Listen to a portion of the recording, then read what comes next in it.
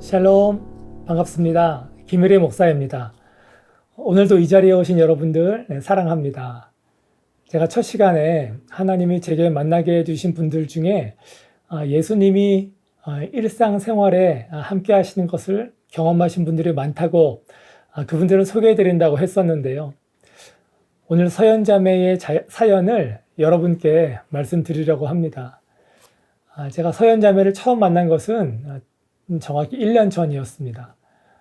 송파구청에서 이 자매의 병원비를 도와줄 수 없겠냐고 해서 만나게 됐었는데, 제가 만나서 들은 자매의 지난 사건들과 또 지금의 상황은 너무나 충격적이었습니다.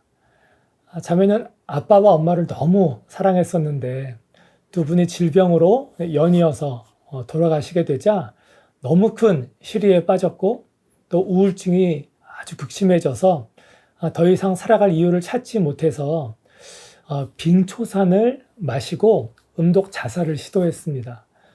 그런데 식도만 크게 다치고 생명은 잃지 않게 됐는데, 그때부터 식도가 점점 좁아지고 또 망가져서 밥도 먹지 못해서 몸무게가 34kg로 줄게 되고 아주 고통스러운 시간을 계속 보냈다고 합니다.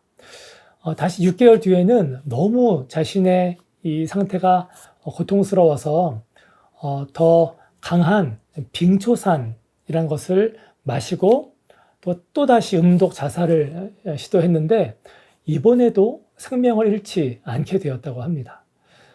자매는 이후에 너무너무 이 고통이 극심해서 계속해서 이제 응급 시술들을 병원에서 해야 되는데 이 비용이 만만치 않아서 마련할 수 없게 되어서 계속 그렇게 고통스럽게 살고 있다가 이렇게 살 바에는 정말 차라리 죽어야 된다 마음 먹고 더 확실하게 죽을 생각들을 하면서 한강에서 자살을 할까 그러고 있던 중에 이 자매의 이 상황을 이제 구청에서 알게 되고, 구청에서 저희 푸른 나눔에 이 자매의 또 도움을 요청해 오게 되었습니다.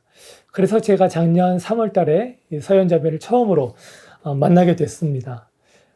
만나기 전에 자매의 병원비는 다 지원을 끝낸 상태였는데, 제가 언제나 우리 이웃들을 만나기 전에 느끼는 것과 같이 이 자매에게 가장 필요한 것은 그런 재정보다 하나님의 사랑이었기 때문에 더 이상 살아갈 이유를 찾지 못하는 이 서연자매에게 하나님이 서연자매를 만드셨고 너무 사랑하신다고 말해주게 되었습니다.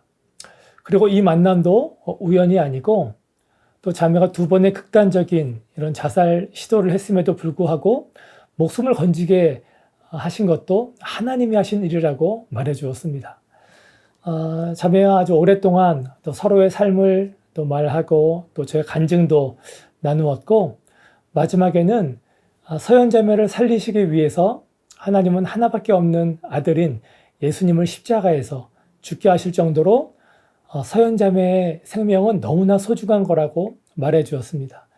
그리고 서연자매를 위해서 자기 자신을 희생하신 그 예수님, 죽음에서 부활하신 그 예수님을 믿자고 말하자 자매가 그려보겠다고 하고 그 자리에서 예수님을 영접했습니다. 서연자매는 매달 입원을 해서 이 식도에 풍선을 집어넣어서 그것을 확장시키는 시술을 계속하고 있습니다. 한 달에 첫 2주 정도는 미음이나 죽 정도만 조금 먹을 수 있고, 다른 나머지 1-2주는 이 식도가 좁아져서 유동식 음료로 연명을 해야 되고, 또 아주 수일은 물만 먹는 상태로 지내다가 이제 시술을 하게 된다고 합니다. 지금 벌써 1년째 그런 생활을 반복하고 있습니다. 저는 작년 한 4월 정도에 자살을 시도하는 4명의 지체들에게 저와 같이 감사일기를 한번 써보자고 해서 서로가 써서 함께 공유한 적이 있었는데요. 서현자매가 그때 쓴 일기가 있습니다. 그걸 한번 제가 소개해 드리겠습니다. 이거는 시술 받기 전에 금식할 때 쓴 일기 중 하나입니다. 오늘 하루도 어제처럼 물 한 모금도 못 먹는 힘겨운 하루였을 수 있지만 그 속에서 주님 덕분에 힘겨워도 기쁘게 살아온 오늘 하루에 감사하며 내일 새롭게 시작하는 하루가 멋진 하루이길 기대하며 감사해요. 다음은 힘든 시술을 받은 날의 일기 중에 한 대목입니다. 식도 풍선 확장술을 잘 받을 수 있도록 주님께서 저와 함께 해주시고 보살펴 주셔서 감사해요. 마지막으로 퇴원하고 집에 온 날의 일기입니다. 집에서 편안히 이렇게 눕는 이 시간이 참 좋네요. 머리 둘 곳, 다리 뻗을 곳을 주셔서 편히 자게 하시니 감사해요. 피곤이 풀리게 하심에 늘 감사해요. 서현자매를 만나면서 또 감사일기를 읽으면서 이 자매가 내가 만났던 그 자매가 맞나 싶었습니다. 그런데 저만 그런 게 아니라 서현자매를 매달 만나는 입원하는 병원의 수간호사님이 서현자매를 보고 왜 이렇게 얼굴이 밝아졌냐고 물어봤다고 합니다. 자매는 병원에서도 이렇게 오랫동안 시술을 유지하는 경우가 없을 정도로 상태가 좋지 않은 케이스라고 합니다. 그래서 주치의 선생님이 언제든지 식도의 사용을 이제 더 이상 못하게 되고 배에다가 호스를 연결해서 영양분을 주입하게 될지도 모른다고 매번 시술하기 전에 말을 해준다고 합니다. 얼마 전에도 큰 위기가 있었는데 또 많은 분들이 기도해 주시고 또 하나님이 은혜 주셔서 계속 시술을 성공하고 있습니다. 2달 전 1월 달에 서현자매를 제가 초대해서 우리 푸른나님에서 예배를 함께 드렸는데 그날 자매가 드린 예배는 자매가 인생에서 드린 첫 예배였습니다. 예배 후에 자매가 이런 고백을 했습니다. 자신이 생각해도 예수님을 영접하고 나서 자신이 너무 달라진 것 같다고 말입니다. 당시에는 지푸라기라도 잡는 심정으로 한번 예수님 믿어보기로 용기를 냈던 건데 그날 이후로 하나님의 손길이 느껴지고 정말로 이 모든 만남이 우연이 아닌 것을 알게 되었다고 합니다. 부모님이 돌아가셔서 그 충격으로 자살 시도까지 했었던 자매인데 이젠 그 일도 원망하지 않고 하나님의 섭리로 여기고 다 뜻이 있을 것이라고 생각이 든다고 합니다. 그리고 자신의 잘못된 선택으로 이런 고생을 하고 있는데 또 앞으로 어떤 더 큰 고통을 당할지 모르지만 그렇게 된다고 해도 또 거기에는 또 주님의 뜻이 있지 않을까라는 말을 했습니다. 그뿐 아니라 내가 전에 자칫 잘못했으면 죽을 수도 있었고 지금보다 더 나쁜 상태가 되었을 수도 있고 예수님도 안 믿고 죽었을 텐데 그렇지 않은 것이 정말 감사하다고 말을 했습니다. 서현자매는 다음 달에도 실패 확률이 큰 시술을 앞두고 있고 언제까지 그 시술을 받아야 할지 모르는 상태인데 그런 자매 입에서 나온 고백이라고는 믿겨지지 않는 말이었습니다. 게다가 예수님 믿은 지 10달 된 교회라고는 한 번도 가보지 않은 자매의 신앙 고백에 저와 저희 동료 직원들은 큰 충격과 도전을 받았습니다. 함께 예배드린 직원이 수십 년 신앙생활을 한 그 누구에게서도 듣지 못한 신앙 고백을 들었다고 자신의 주위 어떤 믿음의 사람들의 고백 중에 최고의 신앙 고백이었다고 말할 정도였습니다. 그러면서 우리들은 이 자매와 비교할 수 없이 작은 시련에도 어떡하지 걱정하고 또 불평해온 것이 너무 부끄럽다고 말했습니다. 여러분 어떻게 이 자매가 이렇게 변화될 수 있었을까요? 자매는 예수님을 영접하고 또 감사일기를 쓰면서도 처음에는 눈에 보이는 것들만 감사하기 시작했었는데 이렇게 도움을 받으면서 또 계속 연락을 주고받으면서 조금씩 하나님을 알아가게 됐고 정말 하나님이 계셔서 날 도와주셔서 이런 인연을 만들어 주시는 게 아닐까 생각하게 되었다고 합니다. 그리고 점차 눈에 보이지 않는 것들에도 감사함을 느끼게 되었다고 합니다. 어저께 서현자매를 불러서 또 인생의 두 번째 예배를 함께 드렸는데요. 어제도 놀라운 고백을 했습니다. 자신의 모든 것이 당연한 것이 없다는 것을 느낀다고 합니다. 내가 누리는 모든 것이 당연한 것이 하나도 없음을 이제 조금 알겠다고 말했습니다. 건강하게 일하고 움직일 수 있는 게 당연한 게 아닌 것을, 또 먹질 못해 몸이 너무 약해서 자신이 할머니 체력이 돼서 슈퍼 한번 갔다 오는 게 너무 힘들지만 그 안에서도 감사함을 느낀다고 합니다.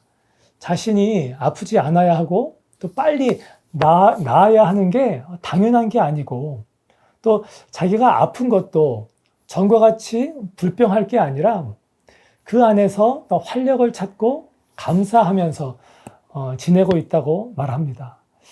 자신이 여전히 힘든 상태지만 하나님이 보살펴 주시는 것을 느낀다고 하면서 다시 태어난 것 같고 내 인생 자체가 다른 삶을 사는 것처럼 바뀌었다고 합니다. 정말 놀라운 변화가 아닌가요? 저는 하나님을 믿으면 병에서 치유되고 부자 되는, 즉 세상이 말하는 복을 받게 된다고 말씀드리는 것은 아닙니다. 아무리 우리가 건강해도 고통과 불만 속에 살아가는 사람들이 얼마나 많은지 모릅니다. 돈이 많은 부자들도 괴로움과 불안 속에 사는 사람들이 수없이 많은 걸 여러분도 잘 아실 겁니다. 건강과 돈이, 또 우리의 인간적인 노력과 열심이 우리를 행복하게 만들지 못합니다. 우리를 편하게 할 수는 있을지 몰라도 말입니다. 저는 여러분들이 매일매일 행복하게 지내시기를 간절히 바랍니다. 하지만 말씀드린 것처럼 세상은 우리에게 그런 행복을 주지 못합니다. 사람은 하나님의 손으로 만들어졌기 때문에 하나님만이 우리를 만족시킬 수 있고 또 온전히 행복하게 하실 수 있습니다.